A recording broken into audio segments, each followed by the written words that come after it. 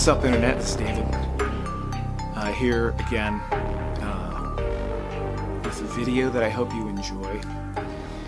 I really do hope you enjoy this. So, we live in a time not unlike times in yesteryear and time gone by, but we live in a time where the Bible doesn't receive the measure of credibility that maybe it ought. We live in a time where the Bible seems to be at odds with objective reality. We have today the scientific method, we have scientific inquiry, and we have scientific abstractions with which we describe the world around us. And of that, it seems to us that this wisdom of ours that we have sourced, that we have crafted, that we have built in the scientific method, it seems that this is in conflict to the book of Genesis in the Bible. And I'm here to say that no such conflict exists, in the sense that science hasn't answered what the Bible has proposed. Science is not a response, isn't responding to the book of Genesis. Science is, in and of itself, its own thing. I would like to suggest that the ideas that the Bible sets forward are valid, that they are reflective of reality, and that we can look at these statements and we can see in them an objective truth that describes things in a way that are real. I think that's what we want, is it not? I will say this. It's a loaded subject, is it not? I hope that this video, it's my goal to keep this video short. But I will point this out, that science has changed its position on these subjects time and time again. So we ought not to think of current theoretical views as solid, concrete, immovable, because too often, with the advance of new discoveries, we find that things are not quite as we thought, and we have to shift the goalposts. So we're going to start out in the book of Job, because I love me some book of Job. You might have noticed. Book of Job, chapter 36, starting in verse 22. Behold, God is exalted in his power. Behold, God is exalted in his power. Who teaches like him? Who has appointed him his way? Or who can say, you have done wrong? Remember that you should exalt his work, of which men have sung. All men have seen it. Behold, man from afar. Man beholds from afar. Behold, God is exalted, and we do not know him. The numbers of his years are unsearchable.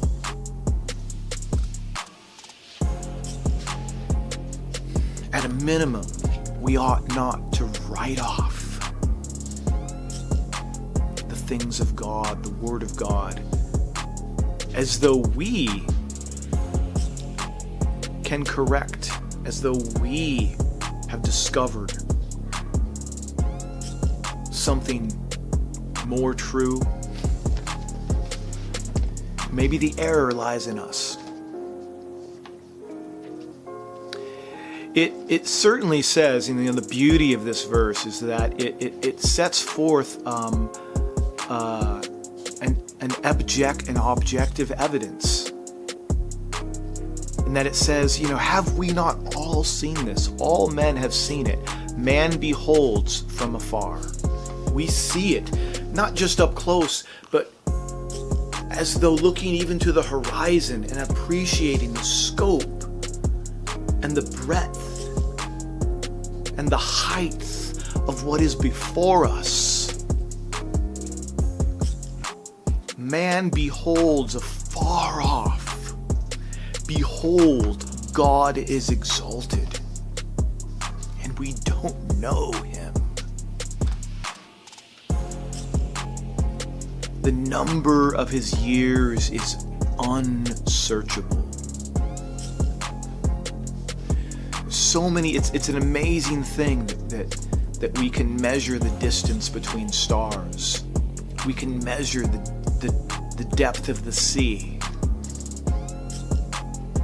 But there is no theorem.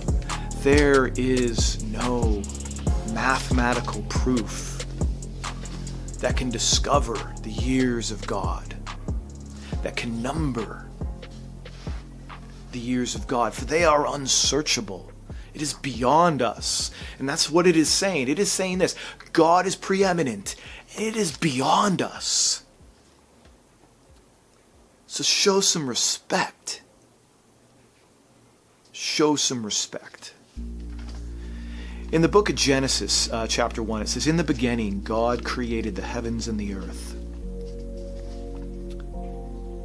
The earth was formless and void, and darkness was over the surface of the deep." So here we have, in the beginning, God is formed. God is the author. God has the dominion over the material world. In the beginning, God has the dominion. And that material world was formless and void, and darkness was over the face of the deep. But God was brooding over this. He was looking at this because it was, how shall we put it for our purpose today? It was a problem. The material world was formless. It was dark.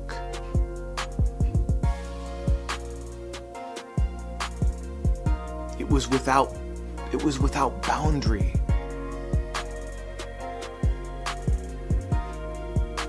It was without shape. It was without purpose. The Spirit of God was moving over the surface of the waters. This is a picture of the origin of things. It's beautiful, it's poetic, it's profound, it's deep. The Spirit of God was moving over the surface of the waters. Then God said, "Let there be light." And there was light, and God saw that the light was good, and God separated the light from the darkness.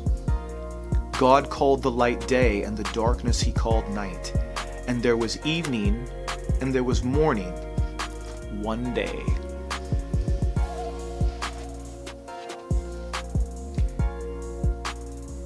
Now notice that, I don't know why I even have to say this, but notice that we're really not talking about an Earth Day. I'm not going to talk about that. I'm just going to move past it. This doesn't seem like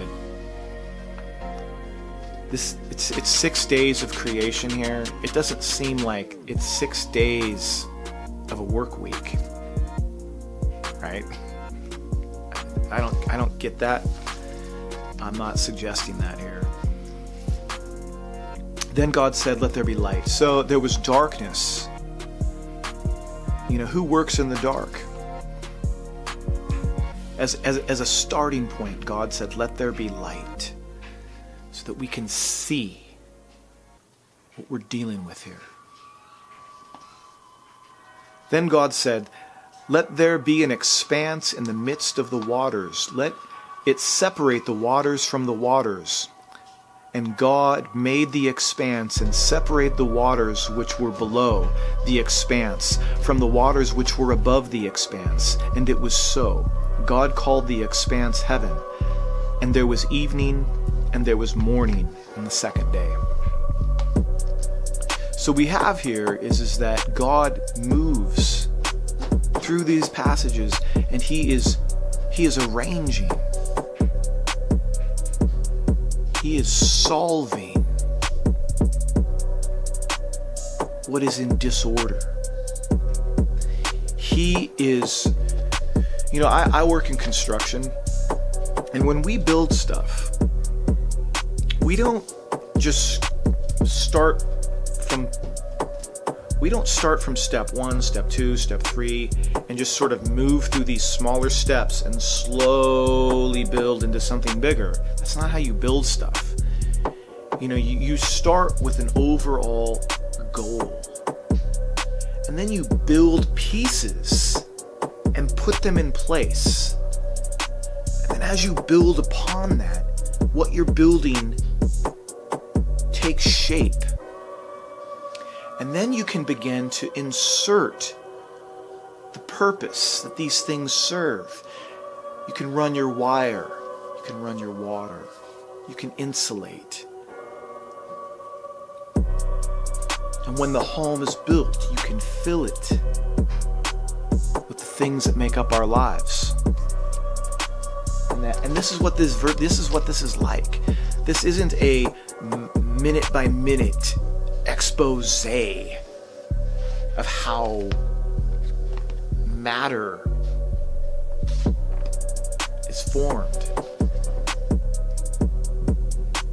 It starts out here. It's important, I think, to see. It starts out, there was formless, the earth was formless and void. So upon this, God, he comes in and he solves main pieces. He builds upon it. He fixes this area. He arranges this area. He gives it dimension. He gives it boundary. He gives it separation.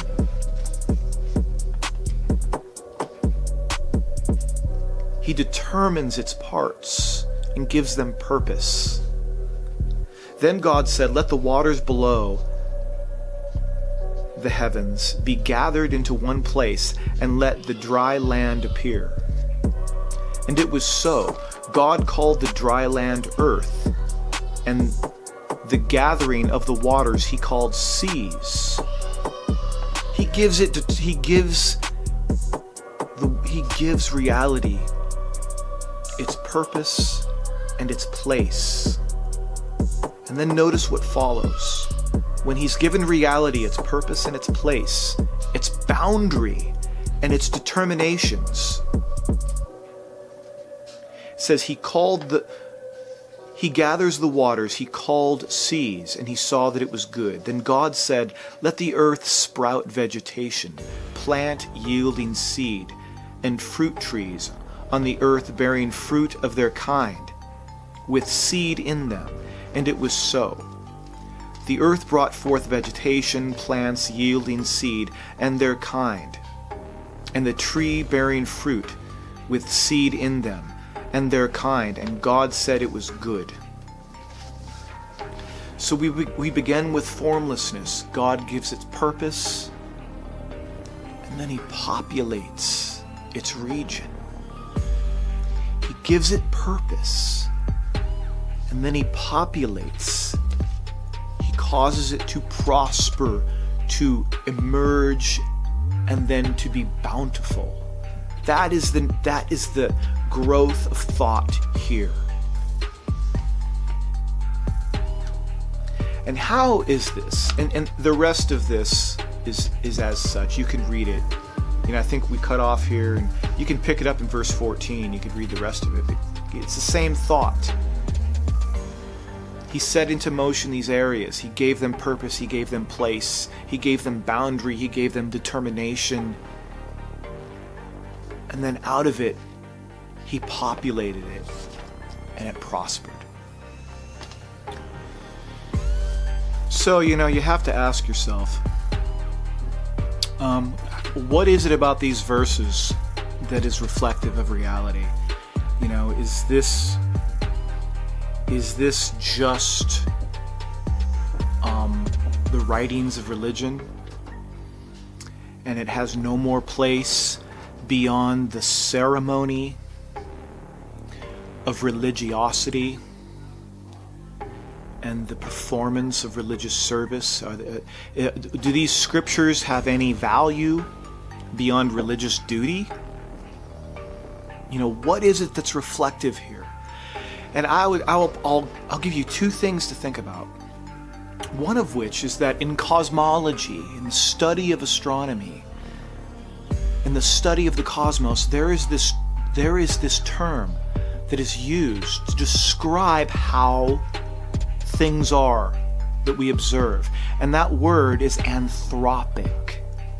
The anthropic principle states that the universe that we observe is particularly crafted, is particularly arranged, is particularly boundaried and determined for our benefit.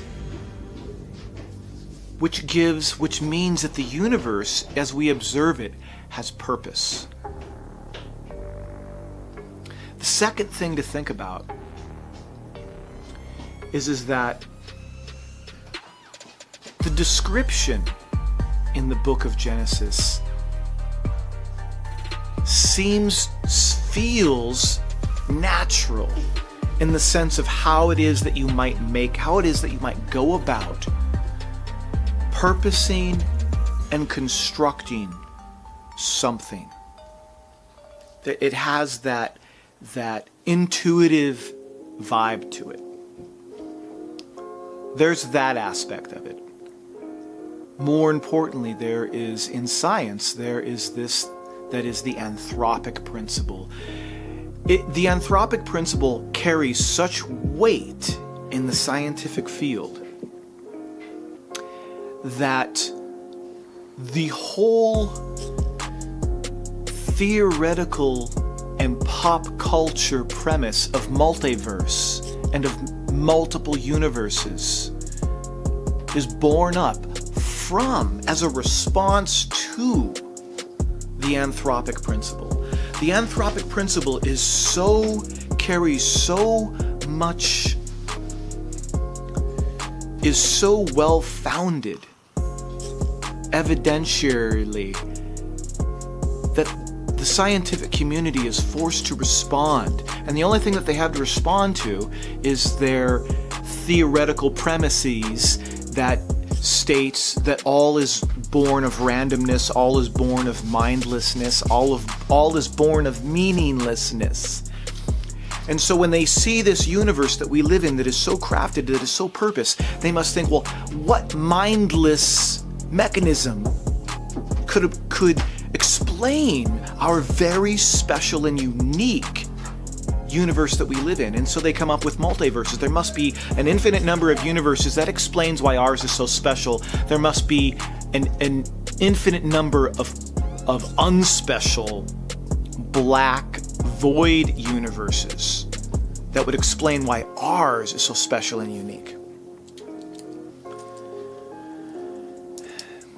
So next time you watch a Marvel movie, a comic book movie, any kind of sci-fi, or you watch Neil deGrasse Tyson talk about the multiverse, remember that the multiverse is not discussed because there's evidence of it. It's not something that can be tested or seen or observed or measured or taken pictures of. Its very premise is a response to the observed purposefulness of our universe. It may be that the purpose explained in the book of Genesis is reflective of reality, is consonant with what we see and observe. And that the verse that says all men have seen it, man beholds afar off, behold, God is exalted, it may be that this is true. It may be that this is true. All right, thank you for watching. I hope that was awesome. I hope you enjoyed it. Did you enjoy it, Sarah? I think Sarah enjoyed it. Yeah. She enjoyed learning about the anthropic principle in the book of Genesis and why science in and of itself doesn't negate what Genesis offers. Yeah. Yeah, that's right. So if you need someone to talk to, as is my custom to offer, you can hook me up in my email below. If you need someone to talk to, you can talk to me. Later. See you later. Yeah. Until next time.